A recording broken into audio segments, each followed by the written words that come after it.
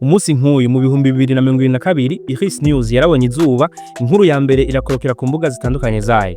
Hari ku munsi wa mbere hafi saha 2 z'agatondo. Uwo munsi igisata cyo kumenyekanisha amakuru mu Burundi cyariyongeyemo ikimenyeshamakuru.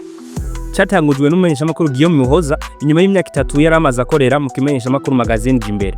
Mu ntahe ziwe iyi mvukira ya Gitega yavuze ko yamye afise indoto zo kuzoshinga ikimenyeshamakuru ciye umunsi umwe, maze aho amariye kugishinga acita iheze news bisigura imbonero y'ijisho. Yagihaye ikirango c'amabara atatu: iryera, iritukura n'iryirabura.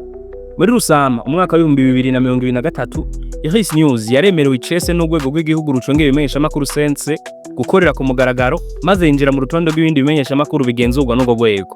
Igitangura iheze news yatanga amakuru ku mbuga zine arizo Facebook, site web, X na Instagram mu rurimi rw'icongereza, aho yashingira cyane ku nkuru zo gushigikira abanyamigambi, yinjira ry'u Burundi mu muryango wa Afrika y'ubuseruko no guha ijambo umunyagihugu.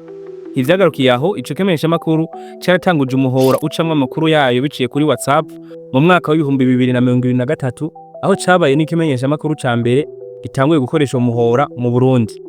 Mu bigoye no mu vyoroshe hambava kwandika amakuru, iheze news yarashoboye kurangura bitari bike kogaruka ko muri urwo rugendo.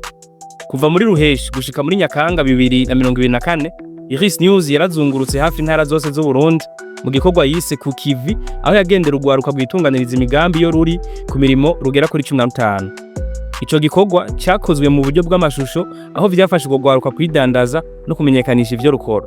Iheze news yabikoze iri kumwe n'ibindi bimenyeshamakuru nka Siren Vibes TV, Magic TV, Ihuriro TV na Palm Channel TV, ariko ibikorwa vyose ikaba ariyo yabigenzura.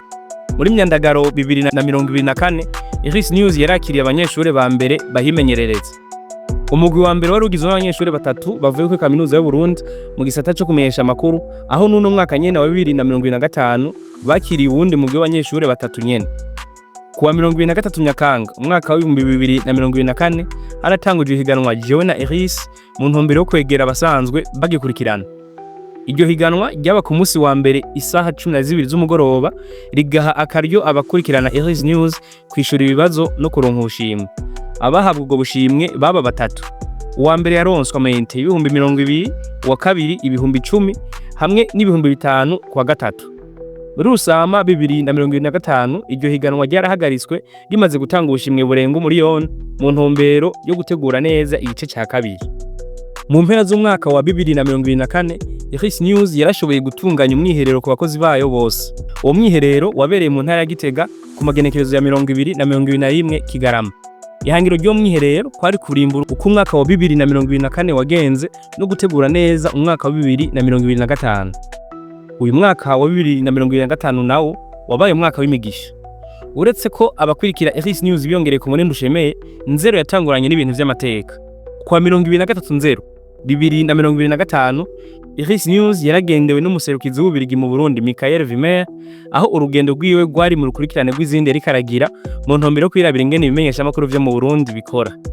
Mu kwezi kwa Ntwarante kwahariwe abakenyezi, ico kinyamakuru gisanzwe giha ijambo abanyagihugu cyaratanguje umugambi She Knows mu gushigikira abigeme mu mwuga wo kumenyesha amakuru. Abigeme 21 nibo bashoboye kuronka izo nyigisho, batatu muri bo bakaba bararonse n'amahirwe yo guca bakorera imyimenyerezo muri iheze news. Haratunganijwe n'inyigisho zo kuyaga ivyo bita causerie morale ku bakozi ba iheze, aho zaba zirimwo n'abatumire batandukanye bagizwe n'abamenyeshamakuru batanguye mu mwuga kera. Ubu ico kimenyeshamakuru gifise abagikurikirana barenga 50 ku mbuga zaco zose, aho mbere giherutse no gushiraho urubuga rwa TikTok. Mweho mutubona gute? Karibu tuganire muri commentaire.